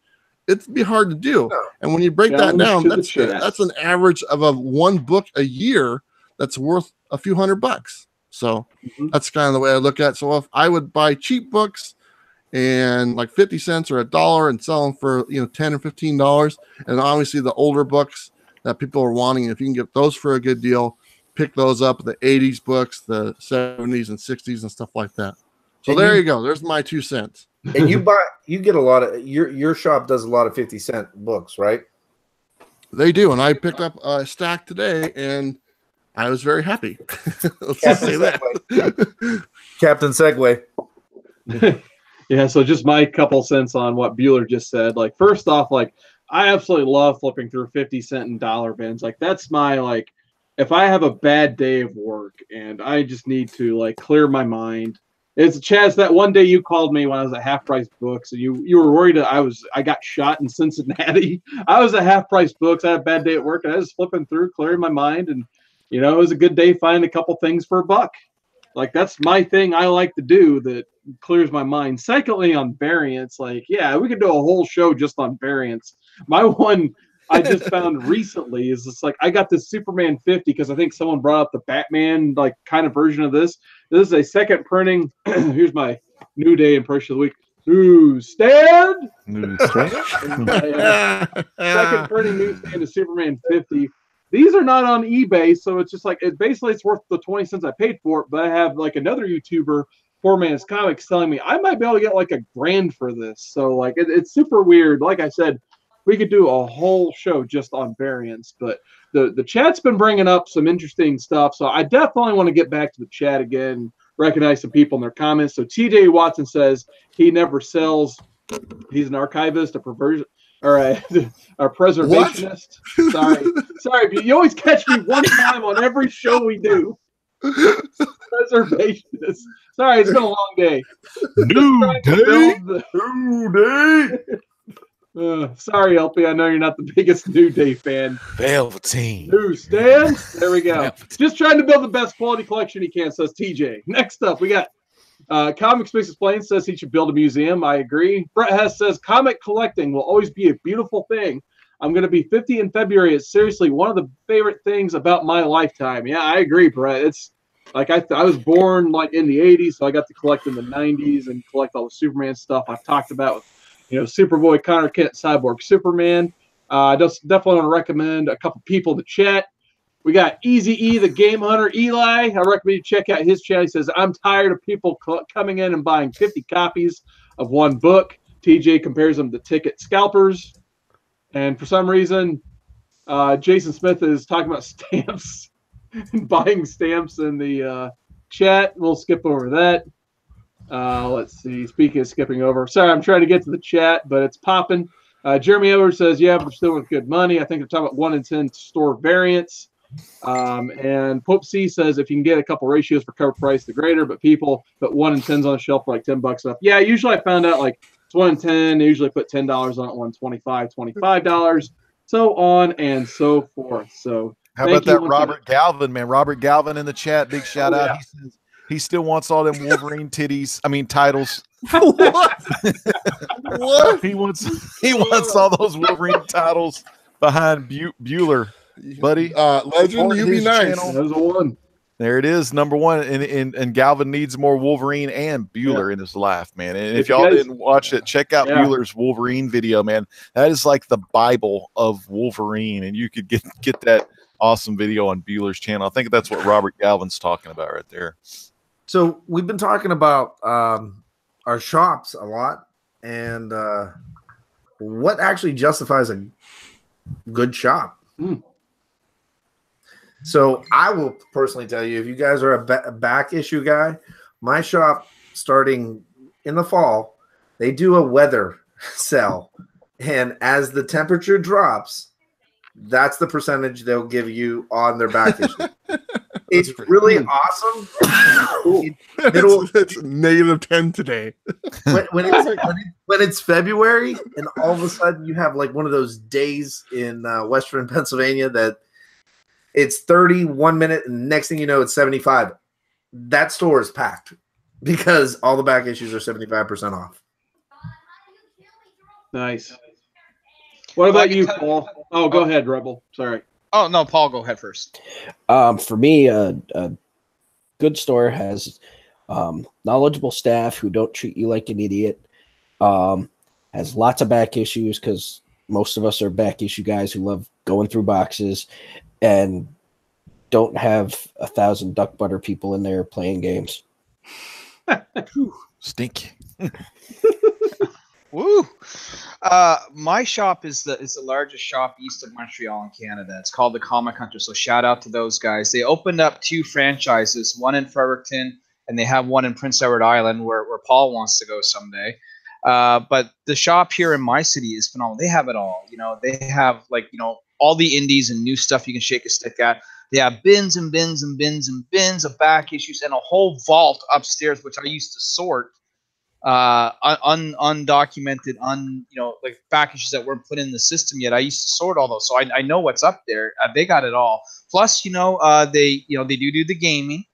So if you're into that, they also have all the Funkos and merchandise you can shake a stick. It's a large shop for Canada. It's pretty good. And you bring up a good point about customer service and staff. The boys there are really awesome and friendly. You go in there, you feel like they're your buddies. You know what I mean? You can talk geek. You're not being rushed or anything like that. You can browse, peruse, take your time, crawl through boxes. No one's leaning over your shoulder or anything like that. If I ever want anything, it's just a matter of an email, and if they can get it, it's put away. So yeah, I think all those factors go into a good shop. But comic collecting, back issues. So you have great back issue selection. That's usually the gold. I do have one other thing I want to interject too. That when they have their back issues, they are priced, and when you bring them up, they don't sit there and pop on eBay and say, "Oh, this isn't the correct price." Just because you're too friggin' lazy to go through your books and price them correctly, that's not my problem. I like a shop that has some halfbacks and some fullbacks.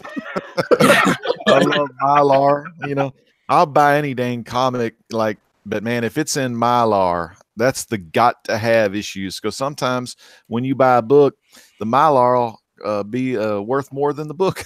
A lot of people don't know, but that Mylar is some great stuff, man. I love being able to pick up the phone, call the shop, say, "Hey, can you throw this in my folder? I'll be back. I'll stop in on Wednesday, or I'll stop in on Saturday. Hey, I get paid this week. I'm gonna only get half my books this week." Yeah, no problem. They're just, I mean, and also the one thing I have to see in a shop is that it is a community, and when people walk in, you're treated nice, no matter if you're a jock or you're a duck butter guy. Your local store should be like your local bar. You should be allowed to run a tab and where everyone knows your name.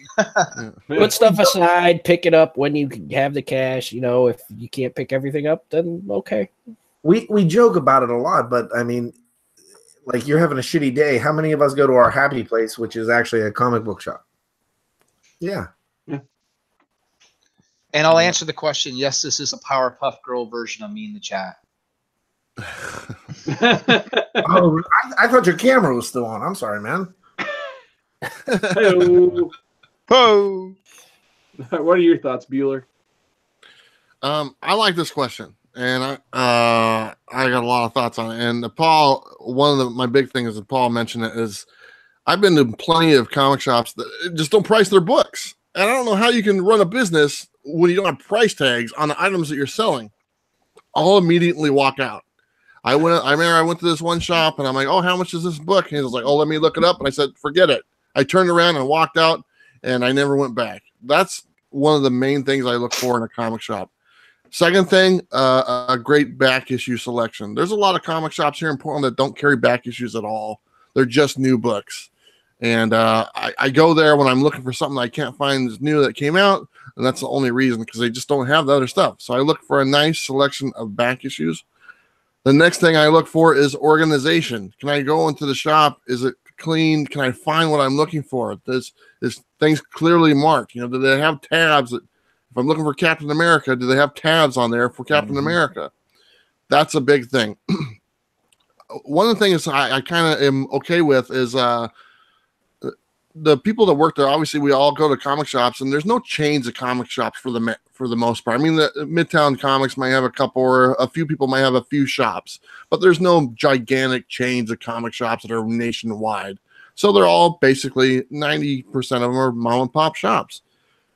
Everybody knows more than the next person, it seems like, So when I go in the comic shop, they don't have to have all the knowledge in the world. Okay. That's one thing, at least basic knowledge, because I don't know everything and I don't expect them to know everything. If I walk into a shop and I say, "Oh, do you know what's special about, Hulk 181? They say no, then that's probably not a shop for me. Okay. But they at least have to know that, but they don't have to know, like, and then I go, and I'm probably going to sabotage myself while doing this, but, so I made a key video, just the keys video, and it was for Alpha. I think it was for Alpha Flight. Okay. And yeah, are there keys in Alpha Flight? Not really. Let's be honest. There's like 2 at the most. Anyway, so I pointed out some minor characters and stuff, and there was, so I actually got the list up to like 20 books. I was able to pull 20 books from Alpha Flight and point those as keys. And then someone in the chat or in the comment said, "You forgot such and such." And I was like, if you know who that is, you don't need to be watching this video, because I've never heard of Sleepy Time Face, in issue number 51 type thing. And that's pretty much what it is.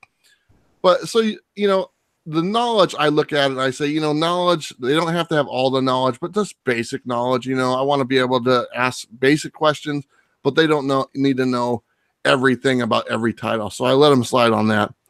And obviously they have to have a subscription service. That's a big thing, in a pull box, and most shops give you a discount on your pull box, and that factors into a lot. But then the most important thing is obviously and Tacoma Comics said Alpha Flight number 54, Pink Pearl.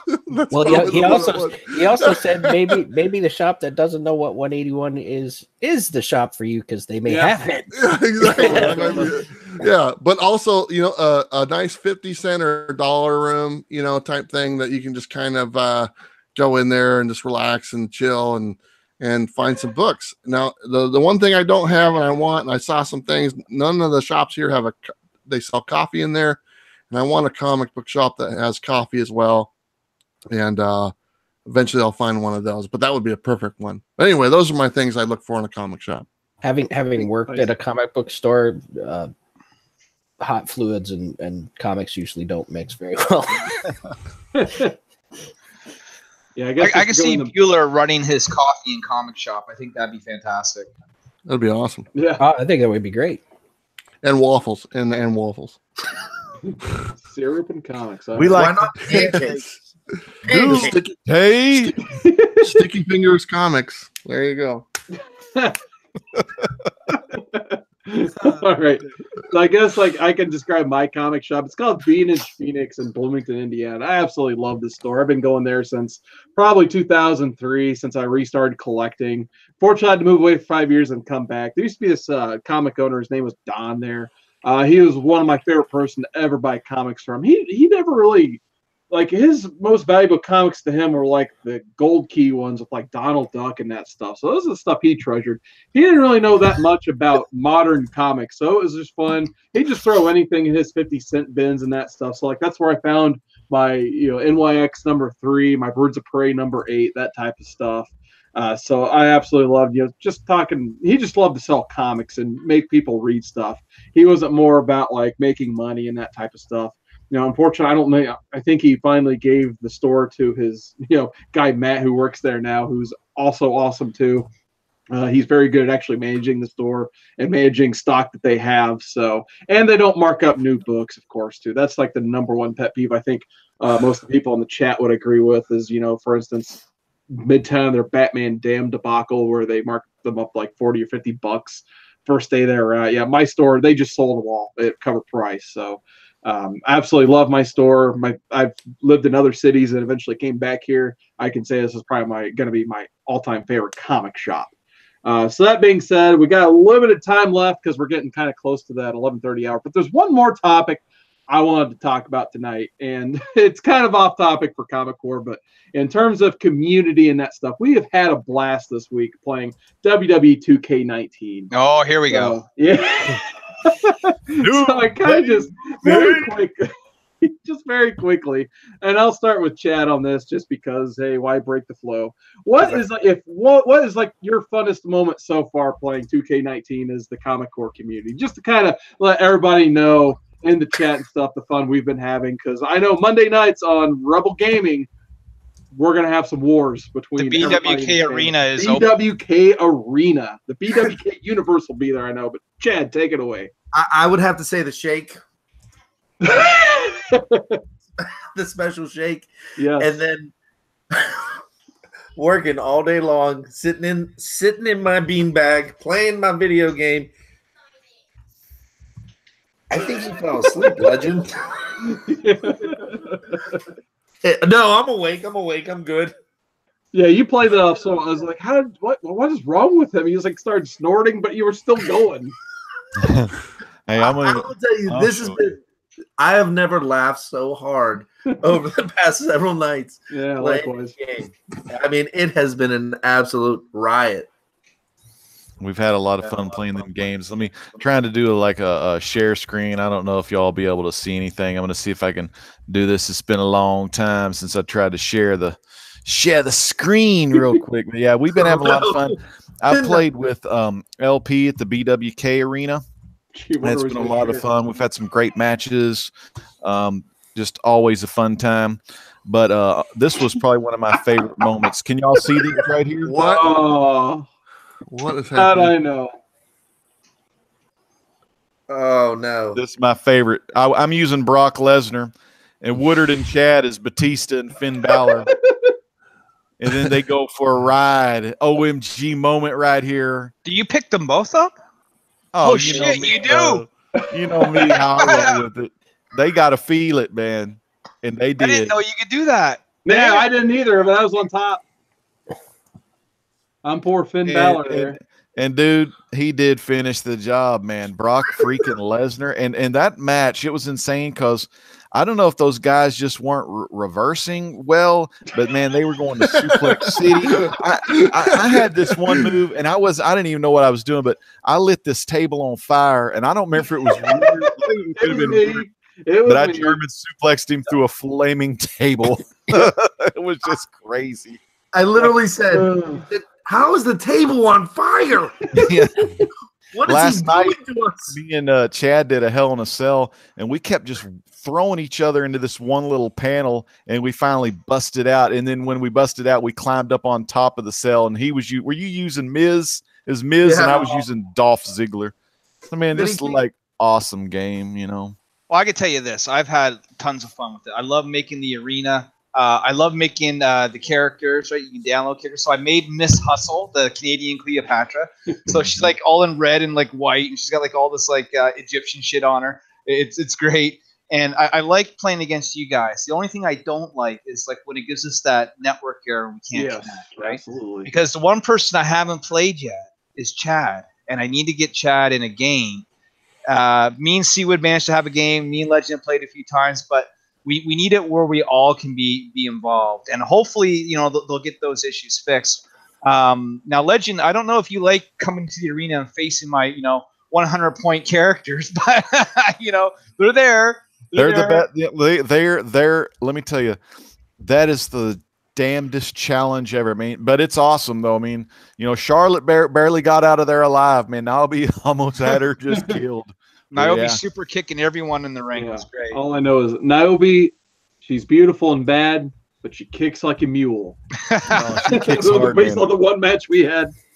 But all I know, Legend, is if I could sum up everything, the most fun I've had in one picture, it's this guy right here. Oh, Gulak.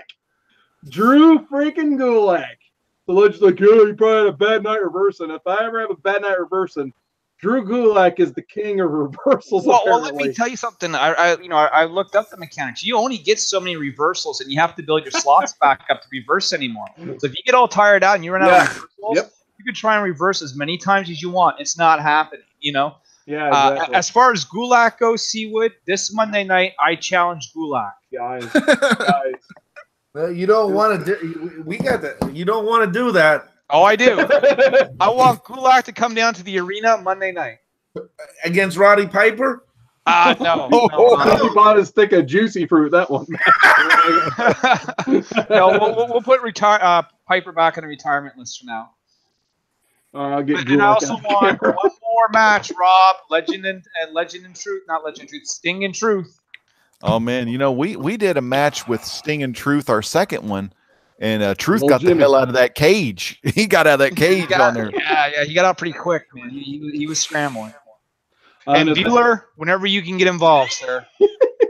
Yeah, I played a little bit with these guys the other night just for a little bit. My daughter called, but it was fun. The internet seemed to be working okay, so I was happy about that. So I'll definitely have to join it. Little Jimmy. What's up? Are we just holding up pictures of wrestlers now? Where's my? I gotta grab my autograph photo of Buff Bagwell. That's part of the game. You have a phone. Honestly, to me, the best part of the game is creating the characters. You can literally make anyone, and I want Legend to make Little Jimmy. Little Jimmy, man. If I make Little Jimmy, he'll be 7-8 feet tall. He's gonna weigh 400 pounds. Little Jimmy. This guy will. Oh God. He's coming to the BWK arena. He's got a couple of losses against Gulak, but he'll be back. Was that Baron Corbin? Yeah. Yeah, that's fine. We'll send him out crying. That's no problem. Yeah. It costs a lot to ship those steps to Canada. You see that one? Remember that guy? Wee. Kwee from WCW. Classic. Why is there a picture of him even on the internet? That guy's. I love Kwee. All I know is if Gulak gets mad, he might have to get on the phone, call him collect, and dial up his friend Vader. Look, I'll even give Gulak a chance. Vader time. If he wins, I'll send you the details of the belt so he can cart it around. Oh man, all I know is my Xbox, and I'll throw it out there. I'll give you one guess what it is. It's CWOODARD19. So if you guys get the game, hit me up because it's been a blast playing so far. It's been probably by far the most fun I've had playing a wrestling game probably since SmackDown Here Comes the Pain on the PS2. Hey, before we jump out, can we give away the gift or the prize this week? There's a prize? Yeah, I got a prize. There's a prize. All right. Chad has a prize. Let's get into it. What you got, Chad? So we got to come up with a question. So you guys think of the question. I'll share the prize. It's Brian Azriello's Joker. Quando. And it is signed by Brian Azriello to the comic. Name in it. Yeah, it says Comic Core. Oh, okay. I said to Chad. I'm going to give away this book. We have Brian Azriello's Comic Core signed edition, the Joker. That's pretty sweet, man. That's a nice looking hardcover. And there's no Batwing in it. There's no Batwang. I don't know. Who's that? Oh, Stasiak. Oh, so what does someone got to do to win this book, man? Apparently, you get up and walk away.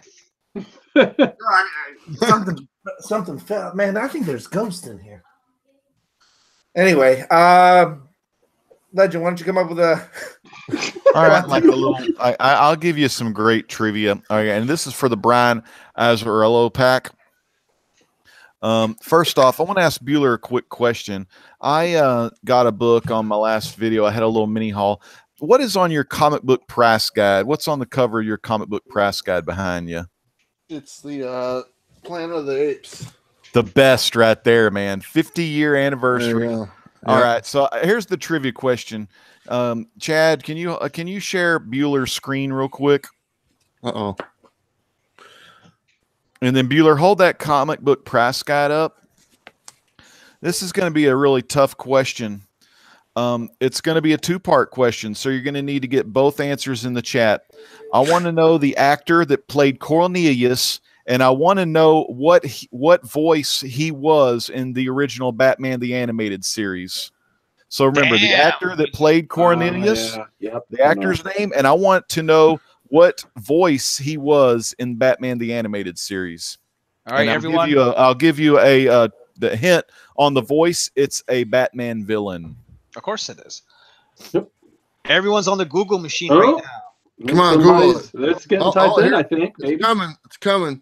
Now remember, if you say the actor's name, go ahead and put the voice he was. I think we got a winner in here. Yeah, I think we got a winner. Do we? Did he name the villain though? Yeah. Yes. Yep. I think is it JD? JD. No, that's not the right answer. Yeah, I was gonna say, I don't think it's the right villain though. Close, TJ. That's the Batman 66. We need the Batman animated. Jonathan Taylor Thomas. Yeah, I don't think the kid from was it Home Improvement? Yeah. Can't make the Tim Allen noise. I'm still looking. So you got Roddy. They may have to go to Wikipedia. Mark There it is. Count Von Strange the Fourth. Yep. Count Von Strange the Fourth got it. That's right. Mad Hatter. And for a bonus, and I know Count Von Strange knows this. I got another prize if you want to do a bonus prize. Bonus prize, Count Von or whoever that Roddy McDowell played in a classic horror movie. And what was that horror movie he was in? Where he played kind of like an Elvira character. This is for the second prize. Let's see who gets it. Once Bitten. Twice shy. Jim Carrey got him. Let's see what Chad's got. Roddy McDowell horror movie. Believers, huh? Let's see. TJ says Legend of Hell House. I'm looking for a different movie though. Robert Gallen. There it is. Jeremy Edwards got it. Jeremy Edwards. That's it. Fright Night. Roddy McDowell. Fright Night, man. Good job. Little Roddy McDowell trivia, Bueller. What do you think about that stuff, man? Me and you, we can create Family Feud on here. I don't like having to hold up the book. Oh, sorry, Bueller. the price guides are heavy. Yeah, man, this thing's heavy. Just maybe we could get Chuckload to do Infinity trivia. That gauntlet show. Count Von Strange. make sure you get a hold of me, and then I'll get your information to Chad, and then we'll get you that. And Jeremy, we've got your info, brother, so we'll send you that little batch of comics, man. Yeah, Fright Night was such a good movie. Had that woman, that girl, Married with Children, the neighbor, that other lady in there. Marcy? Yeah, Marcy. Marcy. Yeah, she I was used to in think Marcy Fright was Night. hot, man. Oh, she was pretty hot in Fright Night. Marcy Darcy. Yeah, Marcy Darcy and her crazy husband. I always like Jefferson. Husbands. We're at 11:40 Eastern Standard Time. Wrap it up. Let's call it a I night. was gonna drag this out all night. I still got 3 hours. No, anyway. We're coming back next week. Yeah. All right. We'll go ahead and we'll try some reverse order. Bueller, we'll go ahead and let you go closing thoughts first. So what you got for us, Bueller? Plug it up. Well, this is fun. Hey, CWOOD, you did a great job hosting tonight, man. I really appreciate it. I thought you did a wonderful. You handle it I think we should just have CWOOD do the host from now on. You know, he's got. I mean, the guy's got his own theme music. He's got his own theme music. Jimmy. But I got it was a good week for my channel. I gotta tell you, it's probably one of the best weeks we had. Every video I put out this week got 1,000 views in the first day they came out. Dang! And Wow. I picked up around like 250 to 275 subscribers, somewhere in there. And I lose a lot of subscribers too. You'd be surprised if I showed you that list. It's kind of funny, but and I put out my Just the Keys video this week. I'm really proud of that one. I kind of asked your guys' opinion on that earlier in the week, and I put a lot of effort into it. So if anyone hasn't checked that out, it's Just the Keys. It features Wolverine.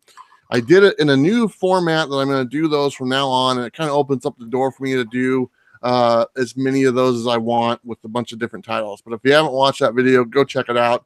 And then the rest of the weekend, I'm just kind of taking off. I probably will do a 50-cent haul video on Sunday, and then Monday I'll be back at it with my coffee video. But I want to say thanks to everybody in the chat. Thanks to everybody on the panel hanging out with you guys tonight. It was so nice to see Legends Kitty Cats. Thank you so much. Oh yeah, that was unexpected, but lovely. And I'm not surprised that you have multiple cats. I kind of tagged you for a guy with multiple cats. Got so two cats. Cool. But anyway, great time. Thanks, guys. And next, who's ever up, go ahead and take it. I'll go. I gotta say, CWOODARD19. He is one lean, mean fighting machine, man. He was awesome in those wrestling games.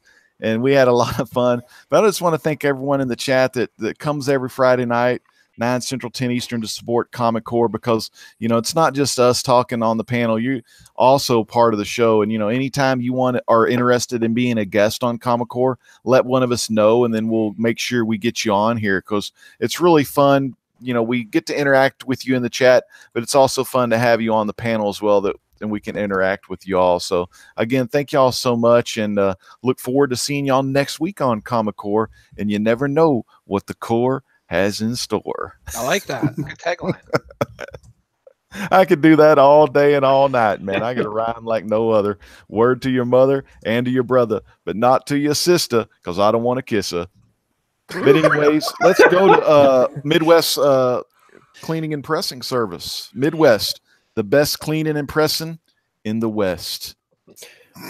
Again, as always, thank everybody in the chat for showing up. Thanks CWOOD for being a good host and coming up with some. Thanks. Yeah, you know, we had some good topics tonight, some good conversation, and I think conversation with the chat is what makes this show special. So keep showing up, folks. We'll keep doing it. All right, LP, what you got, man? Well, I'm LP, writer and creator of Niobe, Avani as well. Kickstarter is going to start probably halfway through November. You know, everything is coming together for that. The Niobe comic YouTube channel is back up and live. My 90-day ban is now over. So I got Rebel Gaming as my gaming channel now, and Niobe Comic as the comic book channel. So expect a lot more live comic book stuff coming from there. Chapter House Comics has now been sending me emails to review their books, so that's really awesome. So now I get like advanced copies of their books to review on my channel. So I want to give a big shout out to those guys. And big shout out to you, CWOOD, man. You took charge. I knew you were nervous. You know, when the idea of you hosting was first brought up, you're like, no, I can't do it. But I see you got the liquid courage in you tonight.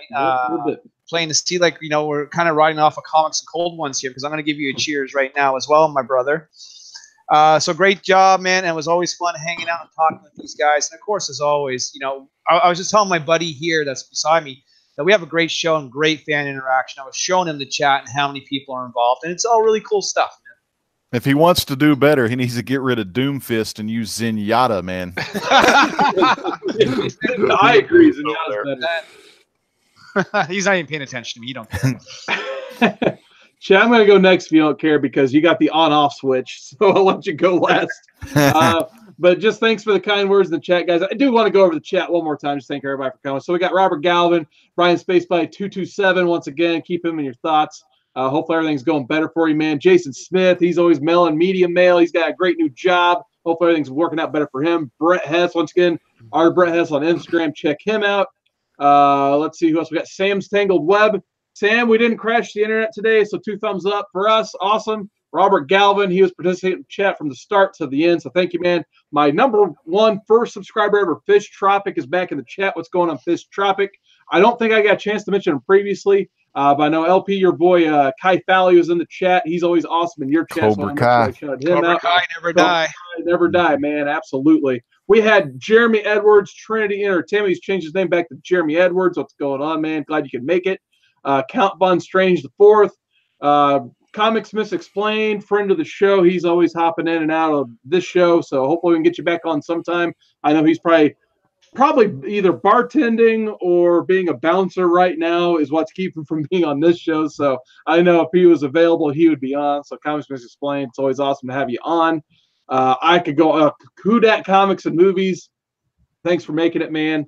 We had old Sam's Tangled Web was tangled Sam's in the Tangled web Web. tonight. Yeah, absolutely. So thank you guys so much for making the show. If you guys aren't familiar with my stuff, we crash the internet and have glitches every Tuesday. So yeah, seriously, Tuesday nights, 7:30 p.m. Eastern Standard Time. I try to put on a live show for about an hour to entertain you guys, show off my weekly hauls, try to talk about stuff we talked about like on this show. So if you guys are ever bored, Tuesday night, 7:30 p.m. Unfortunately, I have a cute cat like Legend has right now. Old Sailor, man. He's killing. Old Sailor. He's getting mad. He's angry. He's killing the camera.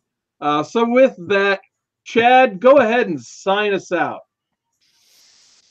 Oh, I was just going to say the same. No. So we got a big announcement coming next week. I'm going to surprise Carson right now with that. He's going to announce it on his show on Tuesday night. We are going to have a special guest, a big name in the comic book industry within the next 2 weeks, either next week or the following week. Pretty pumped to have this guest. Hopefully we've shout out enough to Chuck Load that he'll come on and do his Infinity. And we lost him. Uh-oh. Games. Yeah. And he's everybody else, everybody on the panel, check out Bueller, check out Legends, Truth, all his other videos that he's got going on. Carson on Tuesday night. Me and Paul, we're lazy. Not for long. He's pressing What's all that? them books. I said, So, not for long. guys- I've got a few ideas. And you guys, thanks in the chat. Tacoma Comics jumped in there at the end. Easy E, the game hunter, man. Fellow Yeah. independent wrestler / video gamer / comic book collector / CBCS collector. Good to see Elijah. But it's been a blast. We do this for you guys. Again, if you want to be on the show, hit us up on Facebook, Instagram, and that's it. Peace out. Good night. God bless. Word.